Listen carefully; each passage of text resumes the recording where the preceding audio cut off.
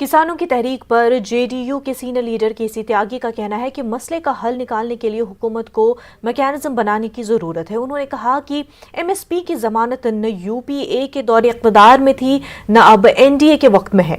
पंजाब के साबिक वज़ीर आला प्रकाश सिंह बादल के जरिए पद्म विभूषण अवार्ड वापस किए जाने के केसी त्यागी ने अफसोस का इजहार किया है। बात करते हैं जेडीयू के प्रधान महासचिव केसी त्यागी से। त्यागी जी, किसान आंदोलन लगातार जारी है, सरकार के साथ किसान संगठनों की वार्ता भी दूसरी तरफ जारी है, कैसे देख रहे हैं समाधान अब कैसे निकलेगा इस मोमेंट पे? देखिए, एक तो न्यूनतम समर्थन मूल्य की कोई गारंटी ना यूपीए के शासनकाल में थी ना एनडीए के शासनकाल में। नए कानूनों को लेकर के किसानों में उत्तेजना है और अविश्वास है।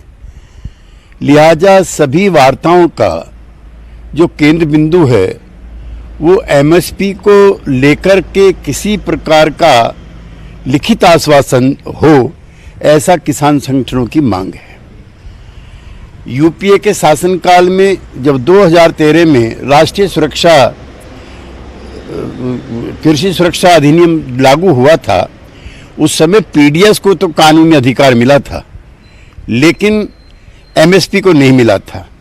अब कांग्रेस पार्टी भी मांग करती है, किसान संगठन भी मांग करते हैं, लिहाजा कोई मैकेनिज्म सरकार को इस प्रकार का बनाना चाहिए। एक सवाल है कि विरोध इसको लेकर के ज़्यादा हो रहा है, किसान विरोध कर रहे हैं, लेकिन खासतौर से पंजाब में देखा जाए तो अकाली दल बादल जो है वो भी विरोध कर रही है पार्टी। कांग्रेस की तरफ से अमरिंदर सिंह जो कि उन्होंने मुलाकात भी की है गृह मंत्री अमित शाह से, तो विरोध वहाँ पर सियासी भी रंग ले रहा है। इसको कैसे देखते हैं? पद्म जो पुरस्कार है, पद्म विभूषण का जो सम्मान मिला था प्रकाश सिंह बादल को, उन्होंने वापस भी कर दिया है किसानों के इस आंदोलन के समर्थन में। देखिए, वर्तमान में प्रकाश सिंह बादल जी हों, शरद पवार जी हों या फिर देवेगौड़ा जी हों और नीतीश कुमार जी हों, राजनाथ सिंह जी हों, ये किसान नेताओं के रूप में, कृषि मंत्रियों के रूप में काफ़ी प्रसिद्धि प्राप्त कर चुके हैं।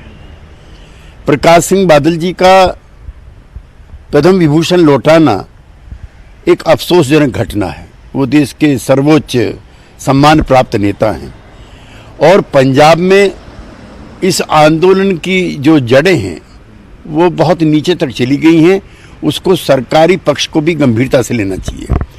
प्रकाश सिंह बादल के गांव में इतना व्यापक आंदोलन बादल परिवार के खिलाफ हुआ कि हरसिमंदर कौर को भी मंत्रिमंडल से इस्तीफा देना पड़ा। अब 2022 में वहां पर चुनाव। अमरिंदर सिंह इन कानूनों को लेकर के सबसे ज्यादा मुखर हैं। हरमिंदर सिंह कौर के इस्तीफे के बाद अकाली दल और एसजीपीसी दोनों मैदान में हैं और आम आदमी पार्टी के भी बहुत स्टेक पंजाब के चुनाव पर लगे रहते हैं।